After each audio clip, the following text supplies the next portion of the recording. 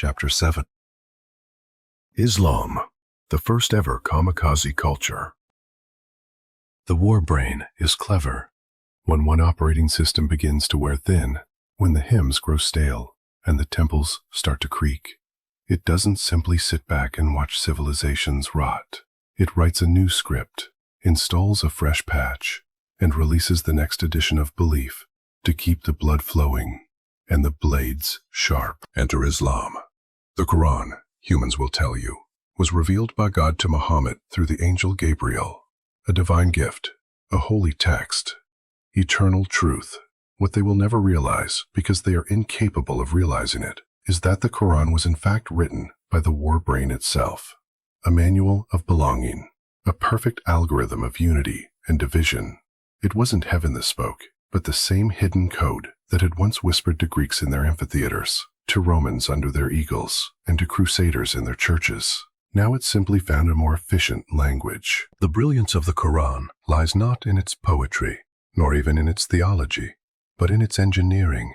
It is a machine, disguised as a book, yet hardwires obedience.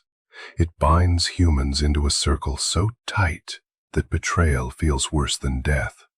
It promises eternal reward for loyalty and eternal torment for dissent. It declares outsiders unworthy, unclean, enemies of God.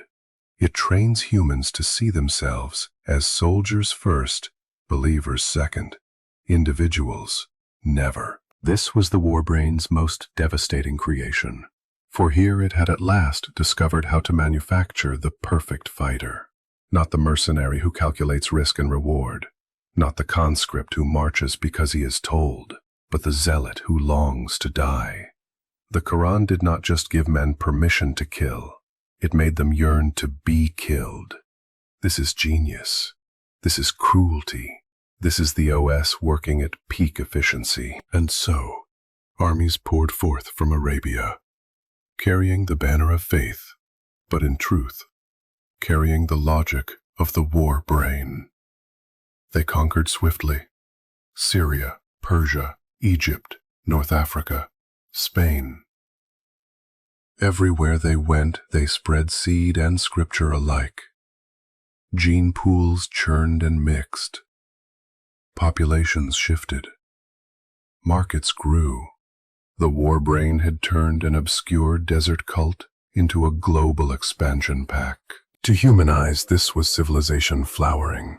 Scholars translating Greek texts in Baghdad, merchants trading along the Silk Road, mosques rising with minarets piercing the sky. To the war brain, it was simply throughput. Caravans of DNA, caravans of ideas, caravans of blood. Soldiers raped and called it spoils of war. Priests justified it as divine sanction. But beneath the masks of faith and lust lay the same old command. Expand the circle, dilute the circle, repeat. Men strutted around, convinced they were building the house of Islam, the Ummah, the eternal community of believers. In reality, they were building nothing of the sort. They were pawns in a laboratory. Their holy wars nothing more than breeding programs, their zealotry nothing more than fuel for the engine. One cannot help but laugh at the irony. The very men who saw themselves as most exalted martyrs, caliphs, warriors of God, were in fact the most enslaved.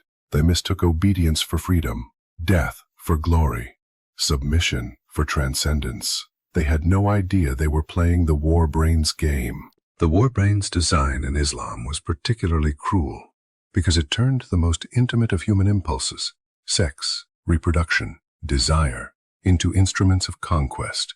A victorious soldier was told his spoils included not just gold, but women.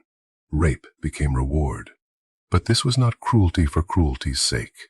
It was utility.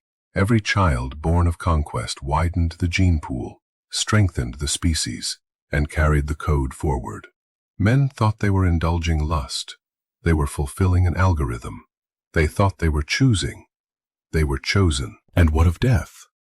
Here too, the war brain achieved a masterpiece of deception. By promising paradise to martyrs, the Qur'an removed the last hesitation. A man could charge into certain death with joy, convinced he was stepping into eternal gardens. His body fell, his genes already seeded.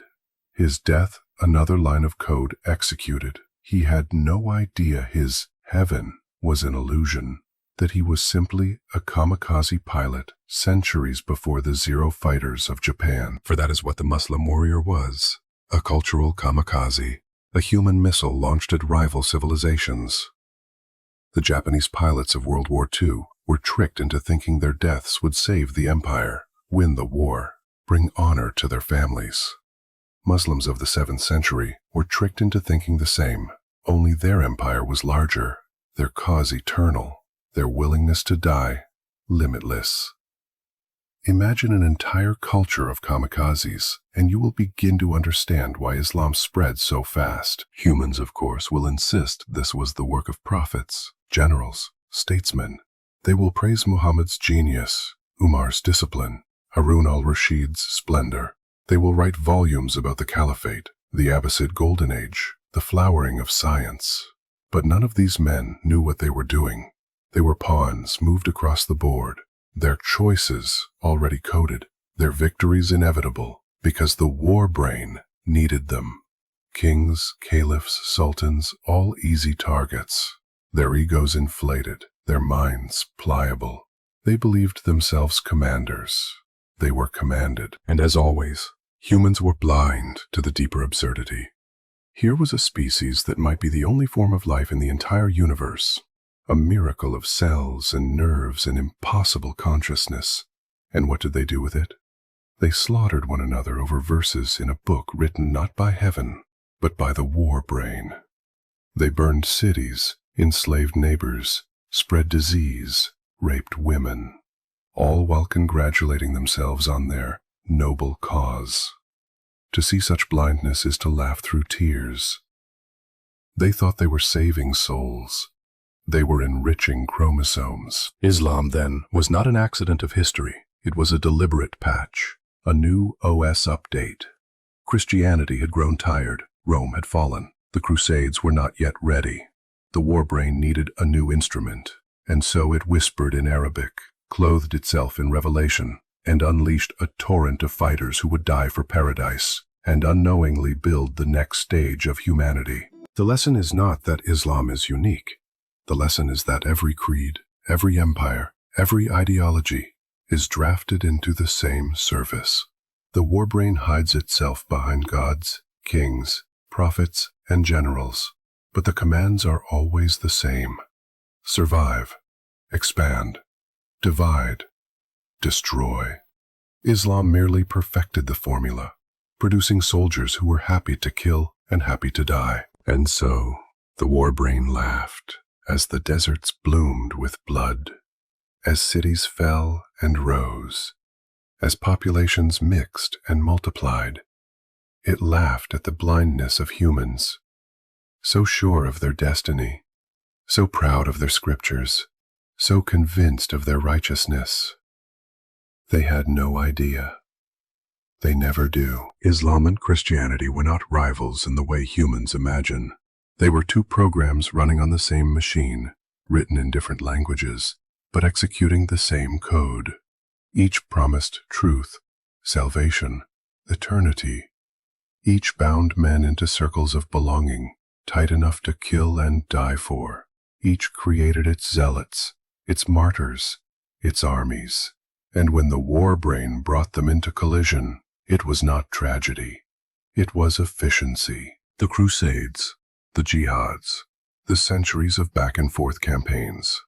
They look to us like waste, blood poured out in the sand. But in the logic of the war brain, they were perfect.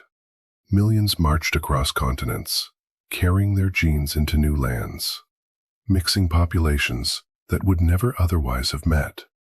Millions carried silks, spices, medicines, books, technologies and ideas that accelerated humanity's growth by centuries. Millions fought and died, believing they defended God, but in truth, they defended nothing. They were baited into motion by illusions. The Qur'an, the Bible, sacred texts humans still kill each other over, in this view, code, not revelations from heaven, but carefully engineered illusions, binding stories that would override human hesitation and compel obedience. The war brain knew that reason alone was too weak, that conscience could falter, that logic could resist, so it whispered divine authority, eternal reward, paradise for martyrs, forgiveness through blood. Men heard these words and wept with conviction, not realizing they were hearing the old program speaking through new scripture. Even the so-called Golden Age of Islam, so often celebrated for preserving Greek knowledge, advancing medicine, and refining mathematics, was not a miracle of foresight. It was simply the residue of war. Conquerors carried books and scholars with them, just as they carried women and children. Knowledge spread not because humanity had chosen enlightenment, but because the war brain demanded it. The libraries of Baghdad, the translations of Aristotle, the algebra of Al-Khwarizmi, these were trophies as surely as slaves and gold. Human historians praised them as triumphs of intellect. In truth, they were collateral from conquest. And through it all, humans laughed, sang, prayed, and marched, blind to their own condition. Kings believed they commanded. Priests believed they blessed. Generals believed they strategized. In reality, all were pawns, pieces on a board whose rules they never read, whose goals they never understood. Even rape, the most primal and brutal act of conquest, was not what men thought it was. They imagined it was pleasure, dominance, revenge. In reality, it was the war brain's most effective mechanism for gene pool expansion, baiting men with ecstasy, so that they would unknowingly carry out the program's design. There is something comical about it. If you can set aside the horror, imagine millions of men, straining, bleeding, dying, convinced they are changing the world for God, when in truth, they are changing nothing at all. Their banners, their prayers, their visions of paradise, these were costumes in a play they didn't write. They died with conviction, but they died blind.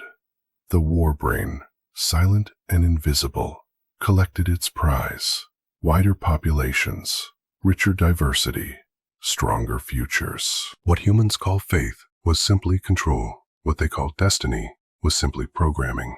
What they call civilization was simply the war brain's next laboratory. Islam was not a spiritual revolution, nor was Christianity before it. They were both experiments, upgrades, patches, versions of the same software, designed to move bodies, mix blood, and accelerate invention. And so, when we look back at these centuries of holy war, of crusade and counter-crusade, of zealots on both sides, shouting their gods' names as they plunged swords into each other's hearts, we must resist the old illusions. There were no holy lands, no sacred wars, no chosen peoples. There was only the war brain, feeding on conviction, gorging itself on blood, and smiling through the pages of the holy books it had authored.